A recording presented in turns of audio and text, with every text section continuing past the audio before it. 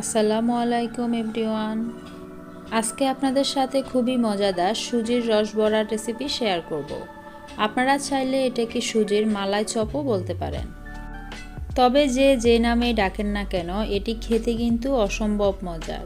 মুখে দিলেই মিলিয়ে যাবে, এতটা সফট এবং নরম হয়। খুবই অল্প উপকরণে এবং ঝটপট ঝামেলা ছাড়াই এই রসবড়াগুলো তৈরি করে নেওয়া যায়। এটি বানানো থেকে খাওয়া পর্যন্ত সময় লাগবে মাত্র আধা ঘন্টা। তো আর দেরি কেন, তাহলে চলুন এই সহজ রেসিপিটি দেখে নেওয়া যাক। একটি প্যানের মধ্যে জাল করে ঘন করে নেওয়া 3 কাপ পরিমাণ লিকুইড দুধ নিয়ে নিলাম।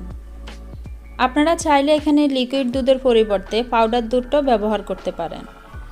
2 এলাচ মুখ থেকে ফাটিয়ে দিয়ে দিলাম। আর দিয়ে দিচ্ছি স্বাদমতো লবণ।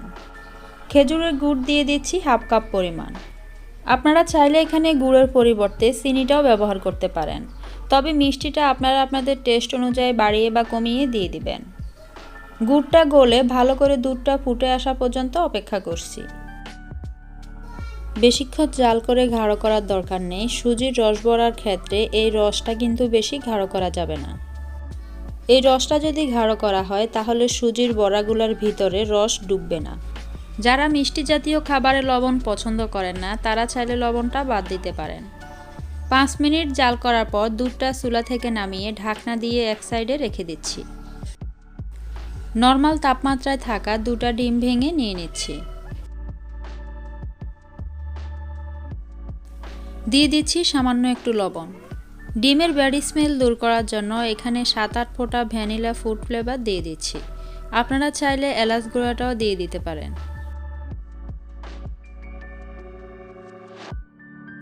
একটা হ্যান্ড হুইক্সের সাহায্যে ভালো করে মিশিয়ে নিচ্ছি। ভালো করে ডিমটা ফেটিয়ে নিতে হবে, তা না হলে সুজির বড়াগুলো ফুলকো হবে না। 5 মিনিট ভালো করে ফেটিয়ে নেওয়ার পর এখানে অল্প অল্প করে সুজি অ্যাড করে দিব। 2টা ডিমের জন্য এখানে আমি 1 কাপ পরিমাণ সুজি নিয়েছি। তবে 1 কাপ সুজি একবারে দেওয়া যাবে না, অল্প অল্প করে দিয়ে ডিমের সাথে মিশিয়ে নেব। 1 কাপ সুজি আমি 3টি স্টেপে অল্প অল্প করে অ্যাড করে দিচ্ছি। যারা আমার চ্যানেলের নতুন দর্শক আছেন, এখনও আমার চ্যানেলটি সাবস্ক্রাইব করেননি, তারা চাইলে আমার চ্যানেলটি সাবস্ক্রাইব করতে পারেন। যদি আমার রেসিপিগুলো আপনাদের কাছে ভালো লাগে তাহলে আমার চ্যানেলটি সাবস্ক্রাইব করার পাশাপাশি লাইক, কমেন্টস এবং শেয়ার করারও অনুরোধ রইল।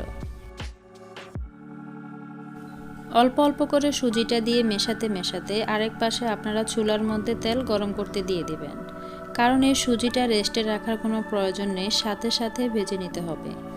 সুজির ব্যাটারের ঘনত্ব কেমন হবে তা আপনারা দেখে নিশ্চয়ই বুঝতে পারছেন। এর থেকে গাঢ় করা যাবে না, তাহলে কিন্তু বড়াগুলো ভালো হবে না। চুলায় একটি প্যান বসিয়ে তাতে পর্যাপ্ত পরিমাণ তেল দিয়ে দিয়েছি। তেলটা যখন মোটামুটি গরম হবে তখনই এই সুজির ব্যাটার থেকে চামচের সাহায্যে সামান্য একটু নিয়ে দিয়ে দিচ্ছি। সুজির বড়াগুলো একটু ছোট সাইজের করে বানানোর চেষ্টা করবেন। এই বড়াগুলো যেহেতু আমরা রসে ভেজাবো, তার কারণে এগুলো কিন্তু ফুলে আরও ডাবল হয়ে যাবে। তেলটা কিন্তু বেশি গরম করা যাবে না, তেলটা মোটামুটি গরম থাকবে। তেলে দেওয়ার সাথে সাথে দেখবেন খুবই সুন্দরভাবে তেলের উপরে ভেসে উঠবে। এই বড়াগুলো ভাজতে বেশি সময় লাগবে না। যখন দেখবেন এভাবে তেলের উপরে ভেসে উঠবে, তখন একটি কাঁটা চামচের সাহায্যে উল্টে পাল্টে আমরা উঠিয়ে নেব। কোনো প্রকার লালচে করে ভেজে নেওয়ার প্রয়োজন নেই। আসছে ঈদে যারা খুবই ঝটপট মিষ্টি ডেজার্ট তৈরি করতে চান, তারা চাইলে এই সুজির রসবড়া বা মালাই চপের রেসিপিটি ফলো করতে পারেন। এটি তৈরি করা যেমন সহজ, খেতেও কিন্তু ভীষণ মজাদার। সুজির বড়াগুলো এপিট ওপিট করে ভেজে নেওয়া হয়ে গেছে, এখন আমি তেল থেকে উঠিয়ে নিচ্ছি। তেল থেকে উঠিয়ে সাথে সাথে আগে থেকে রেডি করে রাখা সেই দুধের মধ্যে ভিজিয়ে দিতে হবে। গরম পিঠাগুলো তেল থেকে উঠিয়ে সাথে সাথে গরম শিরার মধ্যে দিয়ে দিতে হবে। সুজির বড়াগুলো দেওয়ার পর সাথে সাথে ঢাকনা দিয়ে ঢেকে রেখে দিতে হবে। বাকি সুজির বড়াগুলো আমি একইভাবে ভেজে নিচ্ছি।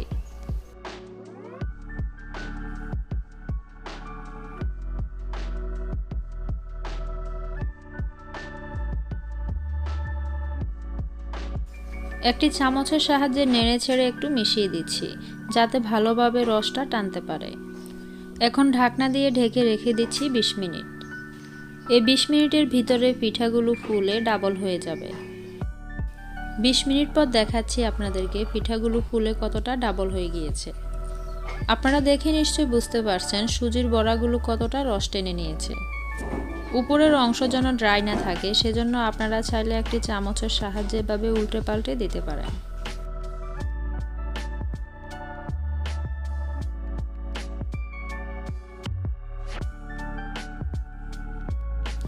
উল্টে পাল্টে মিশিয়ে দেওয়ার পর আমি আরও 5 মিনিট ঢাকনা দিয়ে ঢেকে রেখে দিচ্ছি। আপনারা চাইলে এই অবস্থায় গরম গরমও খেয়ে নিতে পারেন, কিন্তু এই সুজির রসবড়াটা ঠান্ডা হলে খেতে আরও বেশি টেস্টি হয়। দেখুন সুজির রসবড়াগুলো কতটা ফুলকো হয়েছে। আপনারা দেখে নিশ্চয়ই বুঝতে পারছেন সেই ছোট ছোট সুজির বড়াগুলো কতটা ফুলকো হয়ে ডাবল হয়ে গিয়েছে। তো আপনাদেরকে আমি একটা কেটে দেখাচ্ছি ভিতরটা কতটা নরম এবং সফট হয়েছে। দেখুন কতটা সুন্দরভাবে ইজিলি কেটে নেওয়া যাচ্ছে। গুড় দিয়ে তৈরি করার কারণে এই রসবড়াগুলো দেখতে কিন্তু খুবই সুন্দর লাগছে। তো আপনারা চাইলে চিনি দিয়ে ক্যারামেল তৈরি করেও এত সুন্দর একটি কালার আনতে পারেন। তো আশা করছি আজকের এই সহজ রেসিপিটি আপনাদের সবার খুবই উপকারে আসবে। তো আজকের এই সফট এবং নরম তুলতুলে সুজির রসবড়ার রেসিপিটি আপনাদের কাছে কেমন লাগলো তা অবশ্যই আমাকে কমেন্টস করে জানাতে ভুলবেন না। আমার চ্যানেলে সুজির রসবড়া মিষ্টির রেসিপিটিও আপলোড দেওয়া আছে, আপনারা চাইলে দেখে আসতে পারেন। ভিডিও লিংক আমি ডেসক্রিপশন বক্সে দিয়ে দিব। এতক্ষণ ধৈর্য ধরে ভিডিওটি দেখার জন্য আপনাদের সবাইকে অসংখ্য ধন্যবাদ। পরবর্তী ভিডিও দেখার আমন্ত্রণ জানিয়ে আজকে এখানেই বিদায় নিচ্ছি। আল্লাহ হাফেজ।